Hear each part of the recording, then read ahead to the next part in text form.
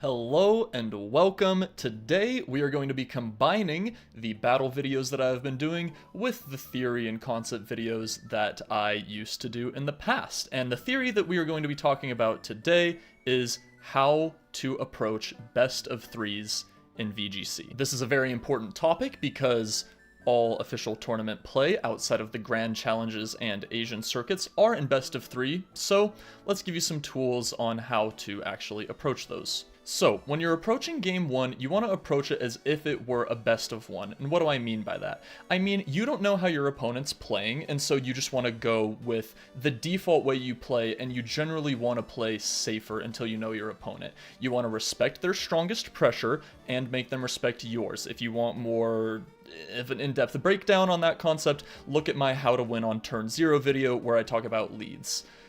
Basically, in game one, you want to play safe until you know how your opponent plays. And a really important aspect that is different in best of three compared to best of ones is the information game. So obviously you can see your opponent's team sheet, you see their moves, terra types, etc., but you don't know their spreads. You don't know how they want to play, you don't know what Pokemon they're bringing, and they also don't know what Pokemon you're bringing. You want to get as much info as possible, so things like how fast their Pokemon are is a really important thing to keep in mind. And you also want to reveal as little info as possible. So say you're playing and you're in a position where you know you're probably going to win the game, but you haven't revealed one of your Pokemon. Well, don't just give your opponent that information for free. Don't just show them your cards. If they don't know that you brought a Pokemon, keep it that way. Information is such a competitive advantage, and so game one, you really want to be, obviously focusing on your play first and foremost, but once the outcome of the battle is clear, make sure that, you're getting as much information from them as possible while denying as much as you can on your end. Going into game two, we need to evaluate the info that we got from game one. Did we bring the right Pokemon? Did our opponent bring the right Pokemon? Now, you only have 90 seconds in team preview, so maybe you didn't have enough time to figure out what the optimal 4 Pokemon were, or maybe the optimal 4 Pokemon has changed now that you've seen how your opponent wants to approach the matchup. Now, in a perfect world, we would be prepared before we even get to the tournament, before we even get to the game, and you'd want to know what 4 you're bringing in every major meta matchup, but you're not gonna face every major meta matchup when you're in a tournament. You're gonna play against a lot of homebrew stuff, and so, you just don't have enough time. So the first thing you need to evaluate is, did I bring the right Pokemon? You also have to ask who won the lead, because if your opponent won the lead, they're a lot less likely to change what they lead going into game two. So let's say you won game one. Can they respect the pressure that you put on? If you can, what is a way that they are going to adjust? And then how can we in turn counter adjust that? This is how you 2-0 people in best of threes, is you get the lead right game one, and then you snowball that into adjusting to what they're going to adjust to if they can in game two. Now, if you have an oppressive advantage and they can't answer your pressure, do it again. And then, if they can, try to counter-adjust to what you think they might adjust to. So, the other thing you want to think about is, in game two, you have a bit of a better read on how your opponent is playing, so maybe when you went for a safe play in game one, there was an opportunity to make a read to get ahead. It might be worth going to in game two, especially if you're up a game and can afford the consequences of getting it wrong. And finally, we have game three. Now, a lot of the process you're going to do for game three is the same as game two, which is why I didn't put a lot on this slide. You're going to review the information you got from game two, evaluate who won the lead, who lost the lead, if there was a certain type of pressure that you couldn't deal with. And when you get into game three, it's because you lost a game, which sounds obvious, but it's important because it means that the matchup is not clear. Maybe you lost because of RNG, because of a critical hit, but if you lost because your opponent genuinely outplayed you, it means they have a good enough team matchup to induce mind games. And when you get to game three, that is the deepest level of mind games. And when you get into these mind game situations, you need to trust your intuition. Intuition is just your brain processing information subconsciously. So while you're playing the set, you're going to make note of the type types of plays your opponent is making. Do they always switch in their Intimidate user when I have my physical attackers on the field? Do they always switch out when they pressure? Do they always protect in a certain situation? Now, good players won't always play the same way every time, but this is a great way to kind of train your thought process to pick up on these little cues. Another thing you want to think about in Game 3 is covering all the possible options. If you're just playing against the 4 that they've brought in Games 1 and 2, ask yourself, can they bring something that they haven't brought yet? Is there a Pokemon that they haven't been bringing that against my full 6 has a bad matchup, but against my 4 could be a mix-up option for them? And then, at the end of the day, guys, I'm going to be real with you, you kind of just have to play better. Because, like I was saying, if it gets to Game 3, it's probably not an auto-win, auto-loss matchup either way, unless there was some really, you know, insane RNG that happened. So this is where you kind of have to put your big boy pants on and be the better player. Here are some general tips for when you're playing best of threes. Number one thing I would say is you have to take care of your mental state. The game is very emotionally draining, so you want to make sure that you're not getting too high when you win, not getting too low when you lose. Make sure that in between games you're taking deep breaths, you're resetting, keeping the momentum neutral. You have to play the game in front of you. This is a lot easier said than done, but the truth is you can't let what happened in Game 1, if you got crit, if you missed a move, you can't let that affect you going into future games. You have to just play the game in front of you. As simple as that sounds, it's true.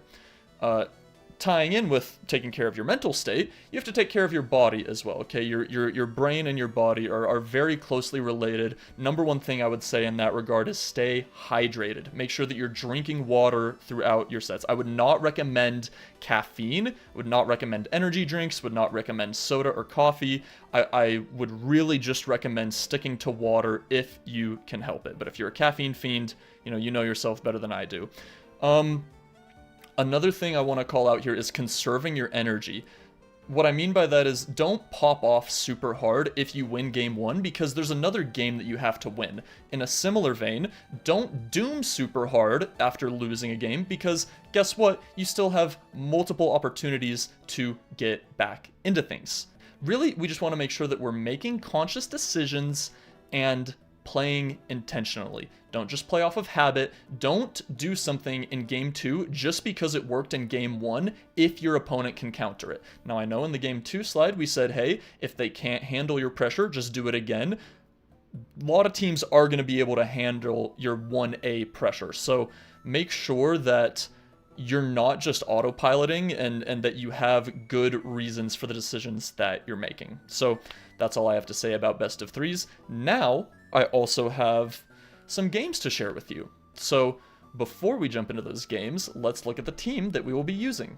Alright, so this time I will just be showing the open paste with you guys, not the full team sheet, because I am planning on using this team in the upcoming competitive season, but we can go over at high level just a little bit. So it's an offensive team, but it is also kind of balanced and has some defensive elements. So you have your fast Tailwind spread move options with Garchomp and Gholdengo, but you also have a lot of defense in the team between the Will-O-Wisp on Talonflame, Amoonguss, Assault Vest Tyranitar, and Milotic is also a good bulky piece. The object of this team is to just put on a lot of offensive pressure to force a reaction from your opponent. One of the problems that I, as a player, and I know lots of players face, is building and playing too defensively. So I'm trying to break my bad habits with this team and have pressure on turn 1. So Tailwind, Terra Steel, Make It Rain, that is the 1A pressure that our opponent has to respect. Now, Garchomp is a great offensive partner with Gholdengo because ground hits everything that resists steel except for water,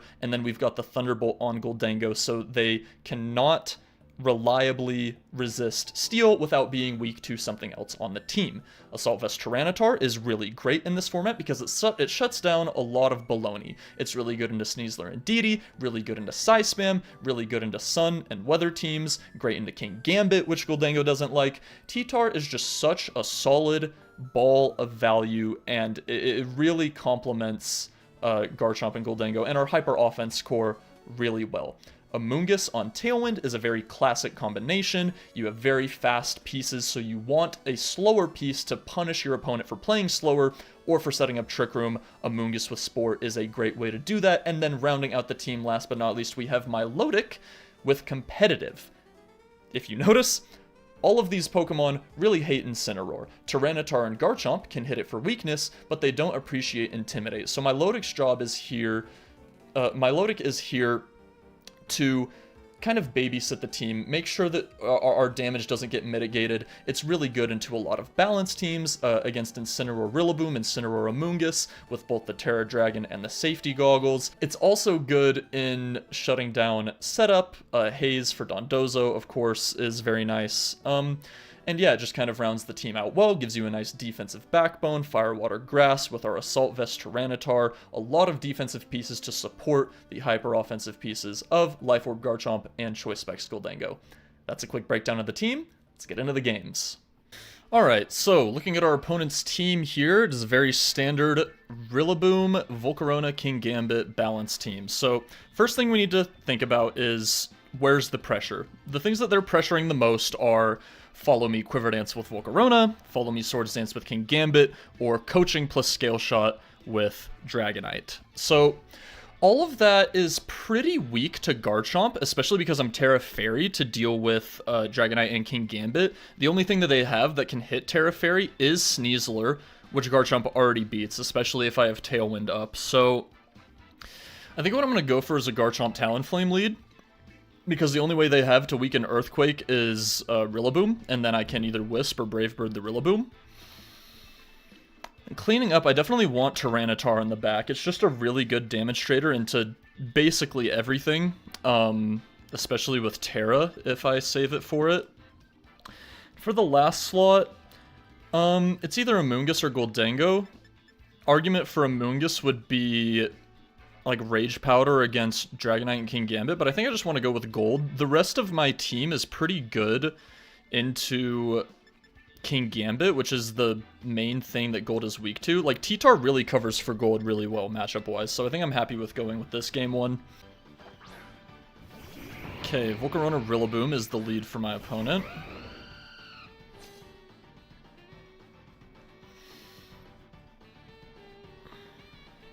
Okay. So they have Fake Out pressure. Obviously they can't fake out my Talonflame. The set on the Volcarona is Covert Cloak, Terra Fairy with Terra Blast. So their scariest play is probably, what, Fake Out Terra Blast Garchomp. I just lose Garchomp turn 1. So I could Protect, it's pretty safe. I kind of want to switch out of Garchomp though. Like I'm thinking about a lot of stuff here. I could taunt.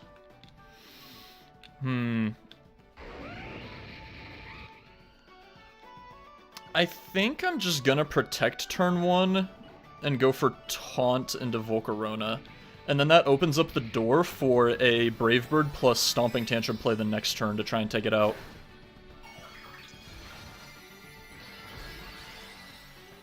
I think their like most likely play is either to try and get a Quiver Dance up or double the Garchomp. But I'm just making a safe play because I don't really know how they want to play. This is generally how you want to approach game 1 of best of 3s until you can get a read on how your opponent is playing.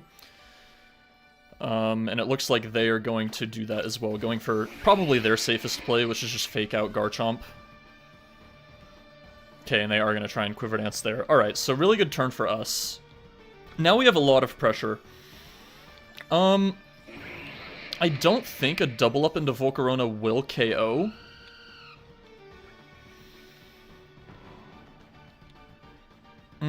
I'm unsure of my calcs. I'm unsure of if Stomping plus Brave Bird KOs, but Volcarona doesn't have very good physical defense. Yeah, they're either gonna Terra Blast or Switch. The thing is, they don't have a switch into this combination. I'm not too threatened by Rillaboom right now, and they're threatened by Talonflame. I think I'm just gonna rip it. I think it's worth it. That might be enough. That might be enough for Life Orb Stomping to get there. Okay, they're gonna go ahead and Glide.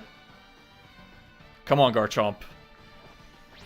Stomping goes off. Huge, huge. I don't even care that we got burned there. That's such a big deal. Okay, that's a really, really good turn for us. So Volcarona was one of their main threats that we identified in Team Preview, so that being gone already, as well as their Terra being gone, huge advantage for us. So now we're up a Mon, we have all the control in the world, now we just need to play to protect our advantage. Okay, Sneasler's gonna come out. Yeah, so I think I just have a really free switch into Goldango here on the Garchomp slot. Only thing they could do to read that would be a high horsepower, which is a little scary. I could just let Garchomp go down. I don't think that's like the worst decision in the world. But if I burn Rillaboom, then they're pretty much never beating Goldango. Like, Gold is literally immune to Sneasler. So I kind of just want to... Yeah, I think I'm going to go for Stomping into Sneasler. I guess I can just EQ. No, Stomping is a bit stronger. And then I'm going to Wisp Rillaboom, because if I get this burn off, then that means that, like, Gold just totally kills it in the endgame.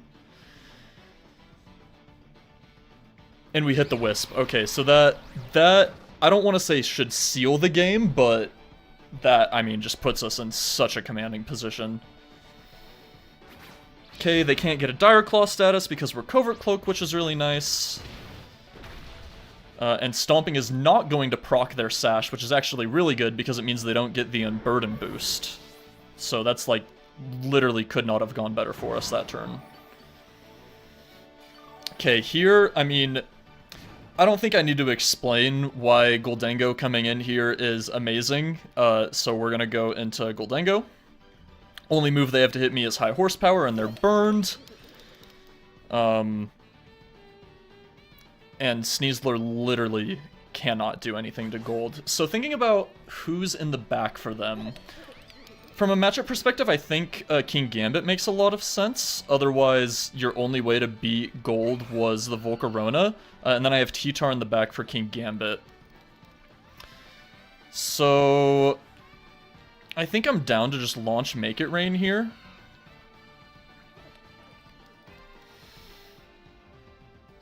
And then I will go for the Brave Bird into Sneasler just to make sure that T-Tar wins in the endgame. And if they switch to King Gambit and Protect, then I can just go for Will-O-Wisp onto King Gambit the next turn, and Talonflame will be the fastest thing.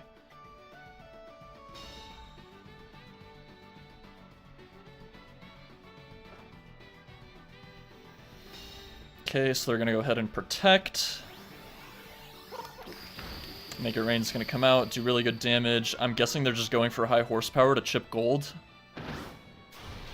Yeah, but we eat that after the burn. So now they're in a pretty bad spot because they have to give me a KO. They either have to give me Rillaboom or Sneasler. They can't switch both out. And T-Tar beats what they have in the back, especially with Terra as well still available. If it's D-Knight, T-Tar beats that. If it's Electabuzz, T-Tar beats that. Yeah, so there is no counterplay to Make It Rain plus Brave Bird, so we're just going to lock it in here. Pretty straightforward. Okay, Rillaboom is who they're going to choose to preserve. And it is King Gambit. So as long as they don't get a double protect on Sneasler, the game should be over. Okay, cool. Yeah, now T-Tar will just lock it up.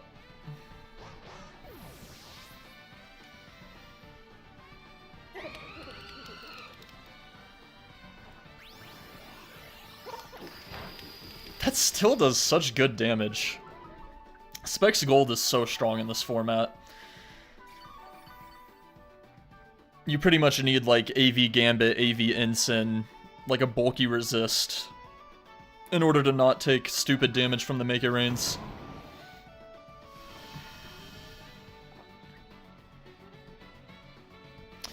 So here, they can't really KO both Pokemon. I'm just going to go for Make It Rain and Brave Bird into the Rillaboom. It doesn't have Protect. I mean, they could... They could Sucker Punch Gold and fake out crit Talonflame, but then I just have T-Tar, and I can Terra Flying and go for low kick into King Gambit, and that should be a guaranteed win.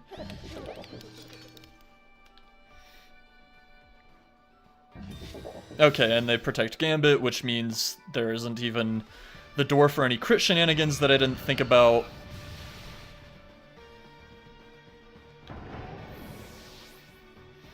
Yeah, I'm not really worried about losing gold there. I think my opponent wanted to protect to try and bait like a gold switch out. They didn't want to just rip the Sucker Punch, but I'm always playing towards T-Tar in the endgame, so I don't have to make any reads here. I can just make safe plays for the entire rest of the game. I guess I'll just switch to T-Tar because it'll make it a bit faster. And just go for Wisp. And they go ahead and cancel the battle. So that's game 1. Alright, so going into game 2, we have to ask ourselves what happened. Who won the lead? And I think we won the lead because Garchomp plus Talonflame totally beat Volcarona, totally beat Rillaboom on the lead. So what we need to ask is, do they have a way to counter our pressure? Do they have a way to beat Garchomp Talonflame? Can they go with D-Knight? I have Terra Fairy. Can they go Sneasler? I think their best way through what we did was Sneasler plus D-Knight. But even then, I just have Will-O-Wisp pressure with Talonflame. And they don't have, like, Fake Out with Sneasler. Yeah, I'm gonna be real. I don't think they have an answer to the pressure that I went with. Even their best possible theoretical board into it, I think it's D-Knight plus Sneasler, but even then I'm still in a good spot if they recognize that. So this is a situation where, you know, there's no reason to deviate from your game 1 lead if you still just have an oppressive matchup. So we're going to go with the same thing here. Same backs. Amoonguss isn't better than Gold. Milotic isn't really good here, so yeah. We're just going to go with the same thing. Okay, and they do go with D-Knight Sneasler. They recognize that that's their best chance, so good on them. Okay. So, couple considerations here. D-Knight, or Garchomp is pressured by the combination of Scale Shot plus a Dire Claw from the Sneasler, but if I Terra Fairy and burn Sneasler, it's kind of not. But they also could just coaching and attack with D-Knight, so I think what my best play is actually protect Garchomp and go for Will-O-Wisp onto D-Knight. I think they could also E-Speed the next turn, though, to stop Talonflame.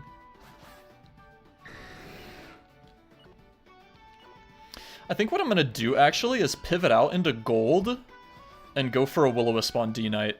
I think this is my safest play.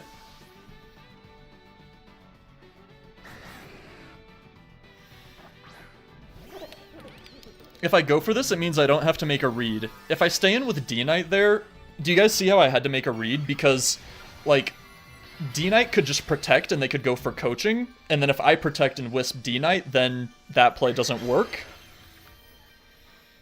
But if I do this, it should always be good. We missed the Wisp, which is pretty bad, so I think Talonflame is just going to die here. That's pretty unlucky. Do I just lose the game off of that on turn 1? If this KOs, I mean, even if it doesn't KO, they get E-Speed the next turn, right? So, yeah, and then I just lose my pressure. Yeah, so, we pretty much just lose off of the Will-O-Wisp miss game, right there. So, that's pretty bad. Gold is in a good spot, though. That's the, like, one saving grace that we have. If I go T-Tar, they have CC plus Scale Shot, and they pin Terra that way. If I go Garchomp, they have Dire Claw plus Scale Shot. I could protect.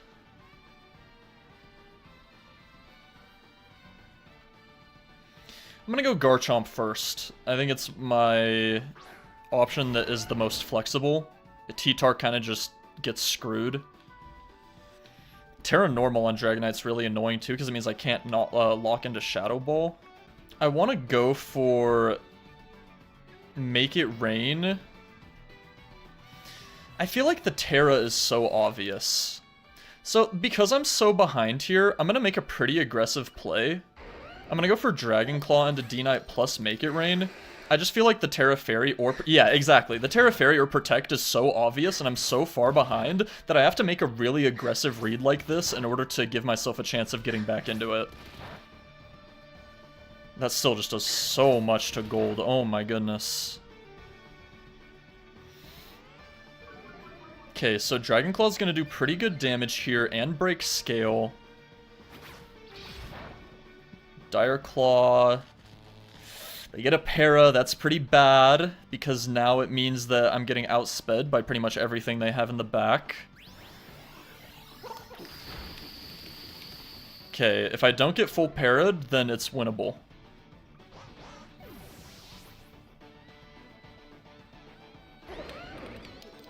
Oh my gosh. How many times have you guys said that and then gotten full para'd? Like, I honestly cannot believe that I broke through paralysis there. Oh my goodness. Alright, good job, Garchomp. Interesting to note, Gold Make It Rain went first there breaking scale. I think it still would have been a KO if Garchomp went first. Okay. So we see King Gambit and we see Rillaboom. Okay. How do we get out of this? If I can remove Rillaboom somehow, then that means that Gold can win. I think what they're gonna do here is set up a Swords Dance and go for Wood Hammer onto Garchomp. I don't really have a good way around that. I think I just have to go for Make It Rain Chip. Yeah, I just need to do as much damage to Rillaboom as possible.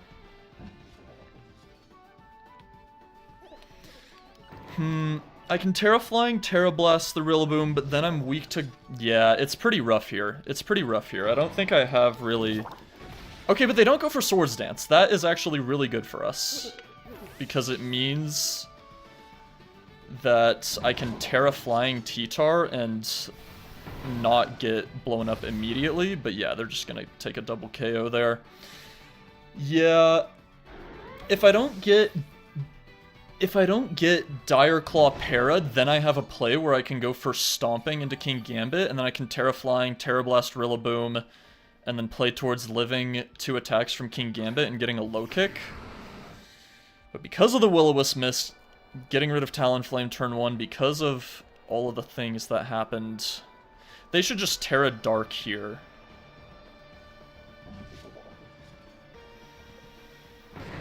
I might be able to win if, like, low kick crits.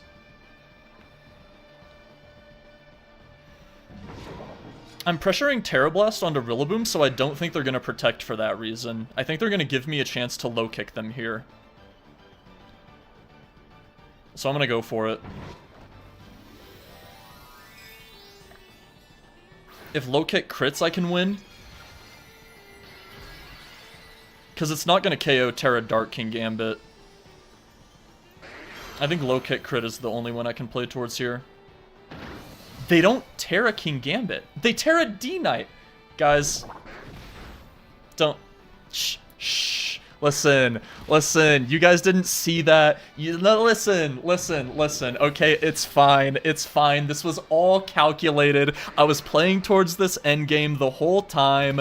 You know, I might still just die to Woodhammer. Rillaboom's pretty strong. But this was definitely my best way forward. Alright. Terra Blast, do we die to Woodhammer? We do. Is that a crit? Nope, we just die. Okay, Rillaboom is strong. Okay, well... I mean, I feel like I did as much as I could have in the endgame there. Really, it was just Talonflame missing that kind of put the whole game in a bad position.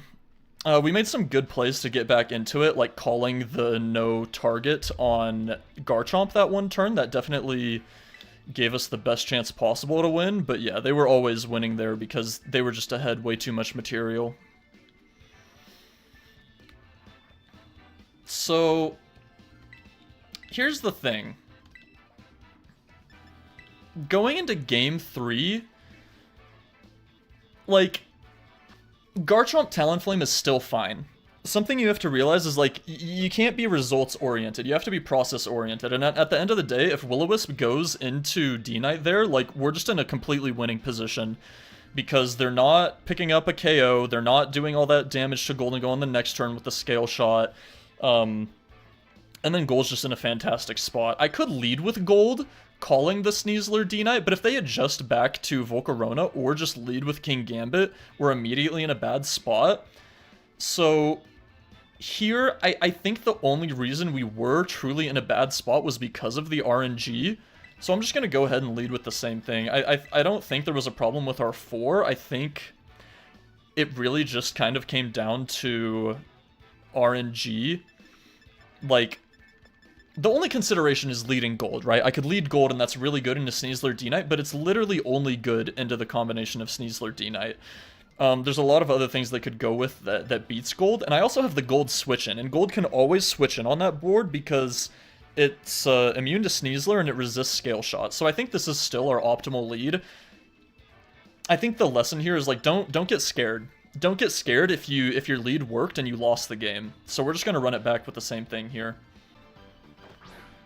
Exactly, and they're gonna go to Volcarona. So I didn't want them to catch me overreacting to the D-Knight Sneasler, and going with Gold, and so they led something that's very good against Gold with the Electabuzz and Volcarona. So really happy with the Garchomp Talonflame lead here. It was good into their whole team, even their best possible scenario, and they caught me trying to get greedy and getting the tempo of Golden on turn 1. So here, yeah, we're always going for EQ. And then the question is, what do I do with Talonflame? Because I think the most likely option for them is to switch into Rillaboom on the Electabuzz slot. And so I'm considering going for Brave Bird into the Electabuzz.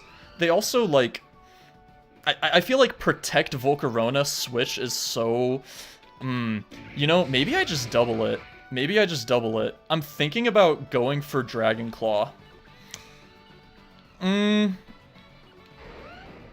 decided to go for... I could have gone for Dragon Claw. I went for the safer option. Reason being is this still puts me in a good position. Like, I know Rillaboom is coming in there, but if I don't commit the Dragon Claw and they just go for, like, Follow Me and Sacrifice, then it's pretty bad.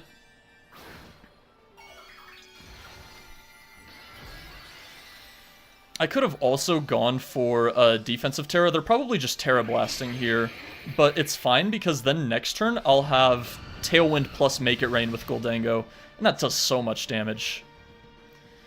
If they go for Quiver Dance, they're not KOing Garchomp, and if they go for Terra Blast, I get the free switch into Gold, so I'm kind of okay no matter what happens here. Okay, cool, and it is just a Terra Blast.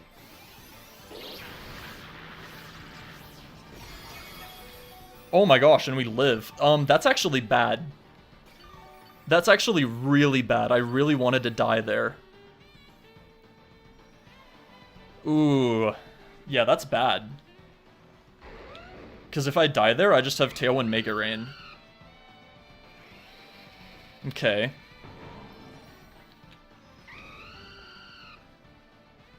I feel like Glide Heat Wave is a pretty safe play from them.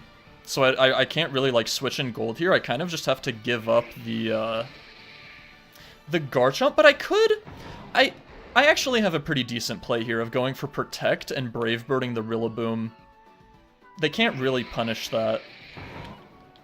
They could go for Quiver. They could switch to Electabuzz and Quiver. That's really their only option there.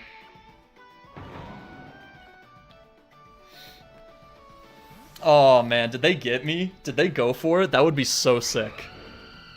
Well played. Well played.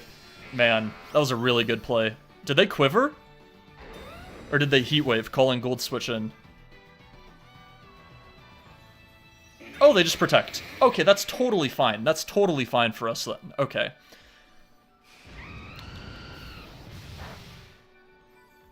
Yeah, we're still in a pretty good spot here.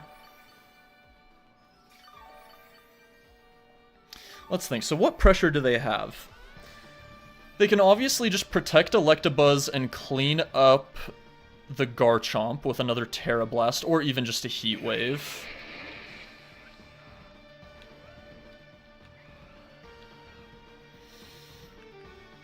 I think what I can do here is actually double the Volcarona, because it covers for all the options. We saw that Bravebird plus Stomping KO'd Volcarona in game 1. It just protected, so it can't protect again. It covers for Volcarona switch to Rillaboom. It covers for Volcarona switch to anything that they have. Yeah, Bravebird Stomping into Volcarona is the play here. It covers for Follow Me. Yeah, perfect. Because I didn't want them to protect Electabuzz and get a free turn there. So this play just covered for all the options.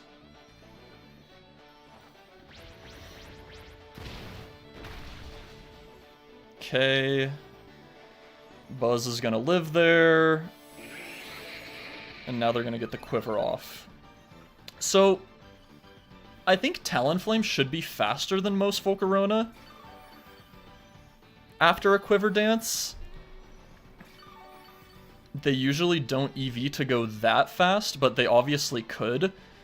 I think I just want to go for Tailwind here. I think Tailwind EQ. And then I get into gold afterwards.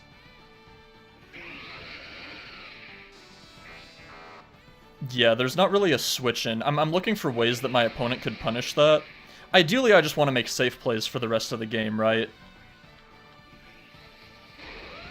Tailwind covers for... Like, I just don't want Talonflame to go down without getting a Tailwind off, basically. So... let's see how this goes down. Okay, they are faster. They miss Talonflame. I actually kind of prefer this. I'm not sure. It's nice because gold gets to come in, right? And then we have a really strong Make It Rain pressure. Yeah, we go gold. It has to be King Gambit in the back.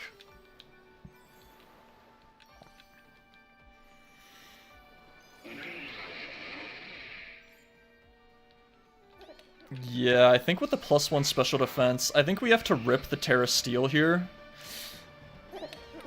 It's kind of scary, though. I think they're going to protect switch to Rilla and put us in a tough spot. But Rilla's low.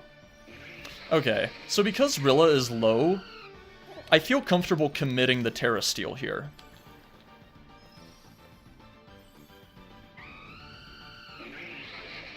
And then I'm just going to Brave Bird the Electabuzz. Brave Bird Electabuzz does a lot of things. I think it'll KO, and if it KOs and they protect Volk, just like trying to sacrifice, it means I won't take the special attack drop, which is pretty useful. It pretty much forces them to go Rilla and click Fake Out, which gives me a lot of momentum. Electabuzz, are they just double protecting?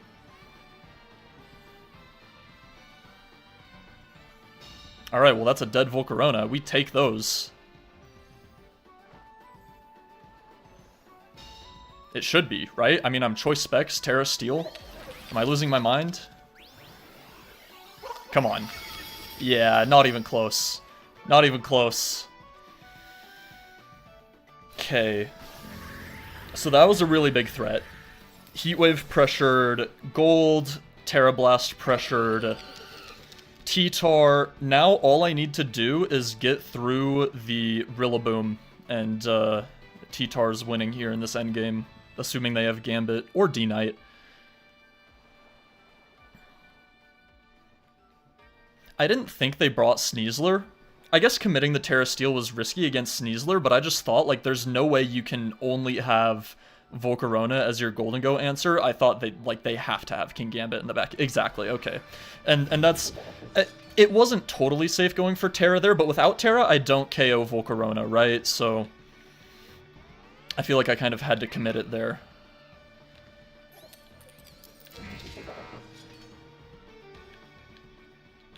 Yeah, so I think the only way that I lose is if Talonflame goes down before Rillaboom does. So I think I have a guaranteed win if I click Make It Rain and switch into Tyranitar.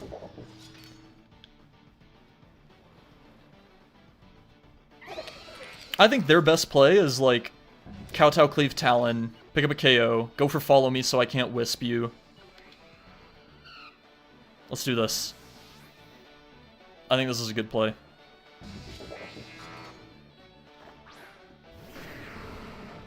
They could go for, like, double protect on Buzz to stop it from going down for a turn. Yeah, but no, they just follow me for the Will-O-Wisp. That makes sense.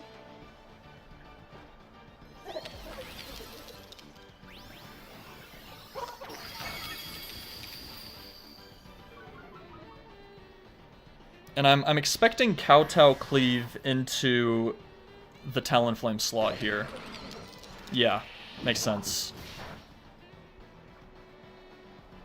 Okay, it's a little awkward. It's not a guaranteed win because Rillaboom... Okay, Rillaboom is low though. Okay. So here's what I'm thinking. If they go for Fake Out, they're not KOing Gold this turn. And if they don't Fake Out... Okay.